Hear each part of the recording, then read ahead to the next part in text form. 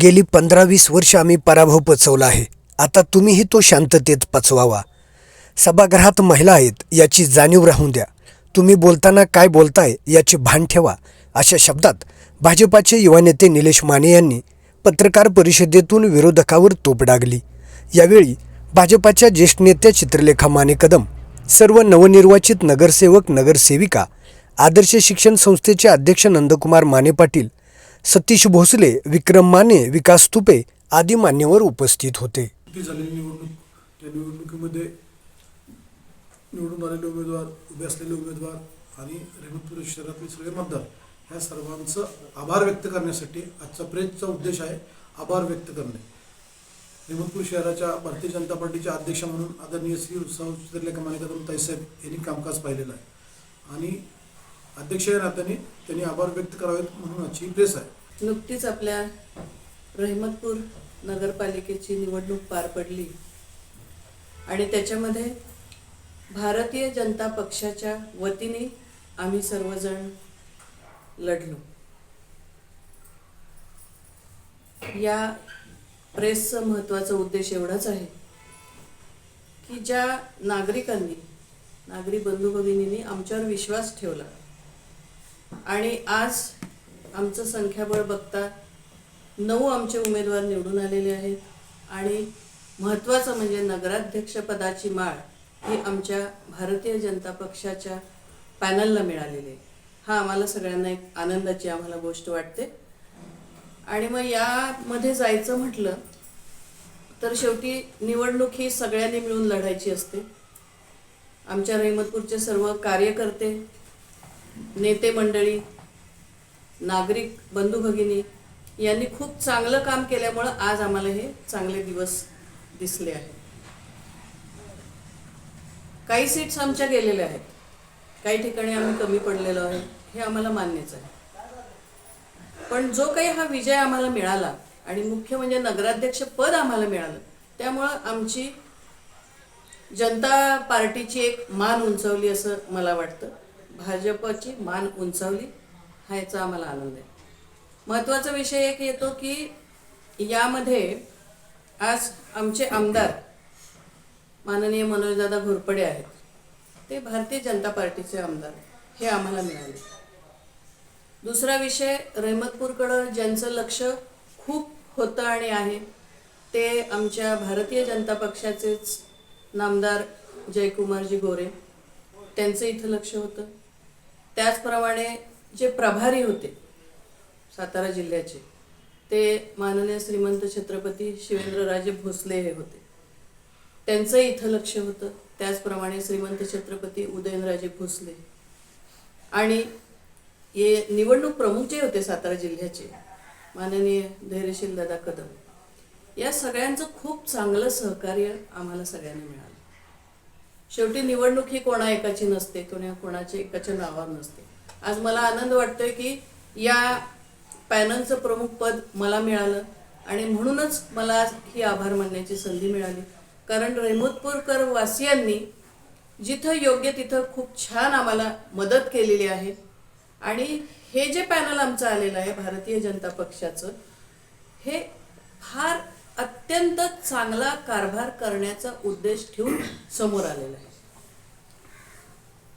आमच्या समोर तुम्ही सगळ्यांनी बघितलं असेल की काही जाहीरनाम्यामध्ये काही गोष्टी असतील, जाहीरनामे असतील आहेत त्या तर होणारच आहेत, पण याहीपेक्षा अजूनही काही चांगले संकल्प आमच्या सगळ्यांच्या मनामध्ये.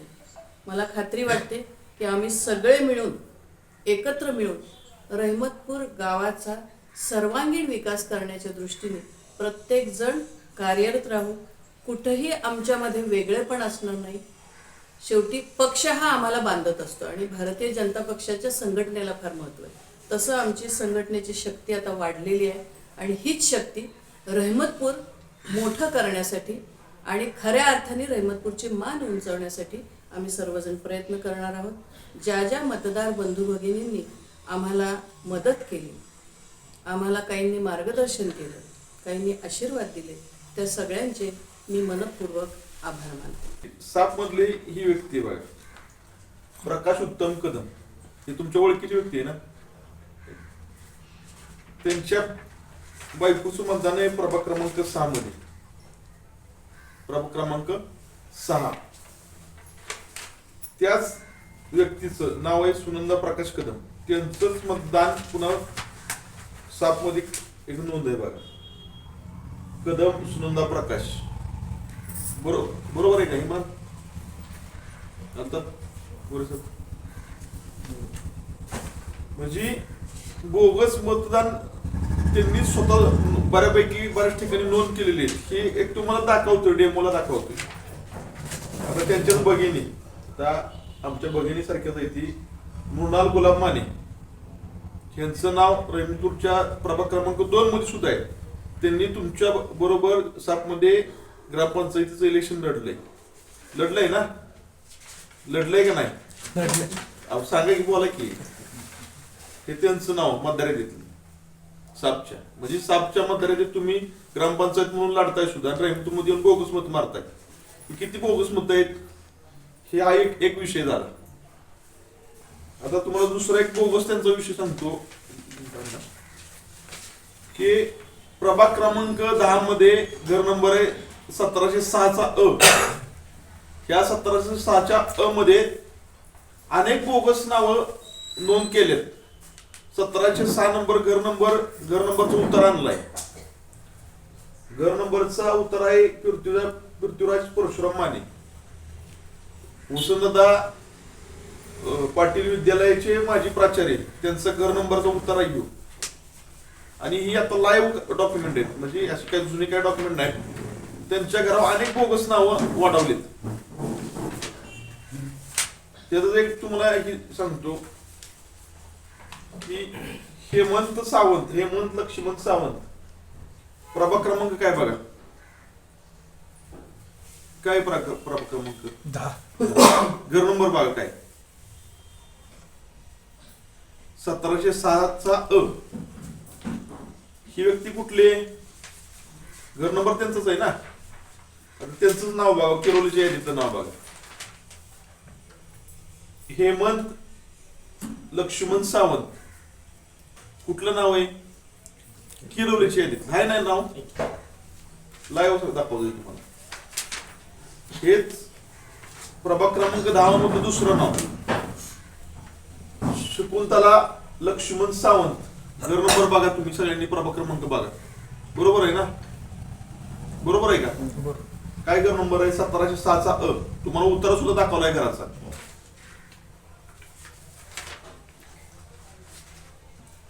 आणि ही किरोलीतलं नाव त्यांचं सावंत शकुंतला लक्ष्मण, गाव किरोली आहे ना नाव. नक्की बोगस मतदान कुणी नोंदवलं आणि कुणी केलं ही त्यांनी खऱ्या अर्थानं जनतेला समोर येऊन सांगितलं पाहिजे. लाईव्ह उत्तरासहित तुम्हाला आणि पुराव्यासहित सगळे डॉक्युमेंट दिलेत. आता ही आणखीन एक दुसरं नाव प्रभाग क्रमांक 6 मधलं विजय दादासू पवार. प्रभाग क्रमांक 6 मध्ये नाव आहे ना नाव? आहे का? त्यांचं पवारवाडीच्या यादीतलं नाव. हे लाईव्ह पुरावा आहे इथे. विजय दादासू पवार पवारवाडी. अशी अनेक नावं, जवळजवळ 350 ते 400 बोगस नावं माजी जिल्हाध्यक्षांनी या रहिमपूरच्या मतदार यादीमध्ये नोंद केल्या वेगवेगळ्या पद्धतीने. ह्याच्या आधी 1100-1200 नावं बोगस नोंद होती. त्याची जर पुरावा त्यांना पाहिजे असतील तर निलेश दादा आहेत, नंदवार आहेत, आमच्या पार्टी अध्यक्ष चित्रलेख मणिताई आहे ती, सतीश अध्यक्ष आहे ती, विक्रमाबाई आहे ती, साबराबाई आहेत, तुषार चव्हाण आहे ती संपूर्ण टीम आमची. त्यांना किरण तात्या आहेत समोर लाईव्ह.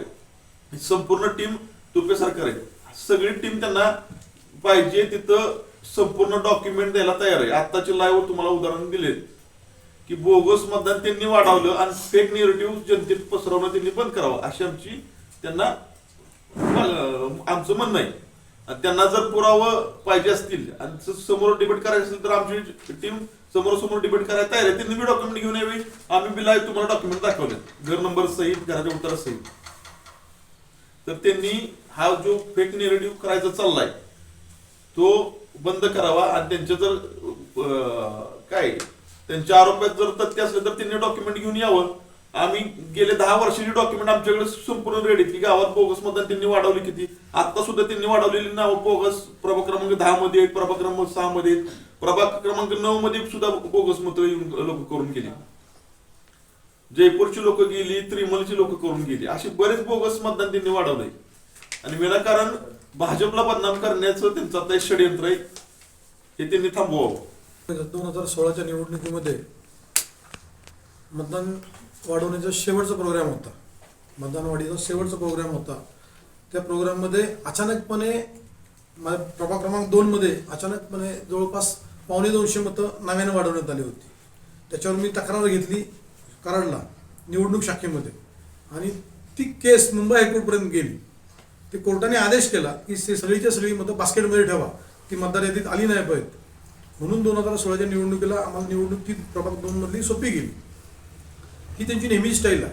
ह्यापूर्वी तुम्ही जर बघाल काशीद गल्लीमध्ये कटमन्नी, छत्रे अशा वेगवेगळ्या आडनावांनी कर्नाटकमधली मतं इथं आली होती.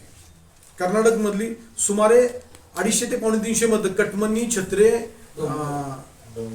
डोंबर ह्या वेगवेगळ्या आडनावांनी ती मतं पाडवली. म्हणजे चुकीचा पॉईंट आहे शहराला. ह्या समोरच्या राष्ट्रवादी काँग्रेस पार्टीच्या लोकांनी गेली 20 वर्ष सत्ता जी भोगली ती रहमतपूरची जी जनता आहे त्यांचा कौल न घेता त्यांचा जो कौल मिळत होता त्यांना तो ह्या सगळ्या बोगस मताच्या आधारावर मिळत होता. आणि आता ही बोगस मतं मतदार यादीतून हळूहळू कमी झालेली आहेत आणि त्याचा हा झालेला हा निकाल जो आहे त्याचा हा परिणाम आहे.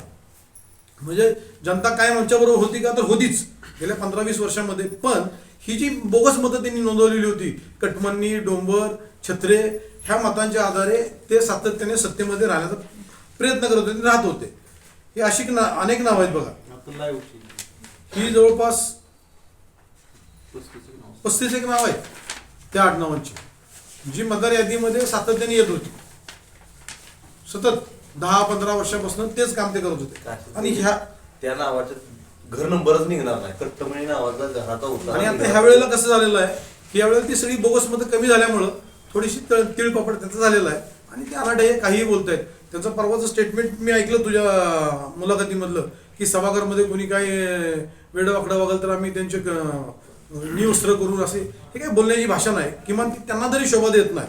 15-20 वर्ष तुम्ही सत्तेत राहिल्यानंतर एवढे मोठे पद भोगवल्यानंतर आपण काय बोलतो. सभागृहामध्ये 50% भगिनी आहेत. आपण काय बोललं पाहिजे काय बोललं नाही पाहिजे या गोष्टीचं त्यांनी भान ठेवून विचार केला पाहिजे असं माझं व्यक्तिगत मत आहे. निवडणुकीच्या पद्धतीने होऊन गेलेली आहे. आता शेवटी बघा निकाल आल्यानंतर जनतेने दिलेला कौल हे सगळ्यांनी मान्य करायचा असतो. आणि मग अशा निवडणूक झाल्यानंतर कुणाला विनाकारण वेडेवाकडे बोलणे, चुकीचे मेसेज करणे, चुकीचे स्टेटस ठेवणे हे आता थांबलं पाहिजे.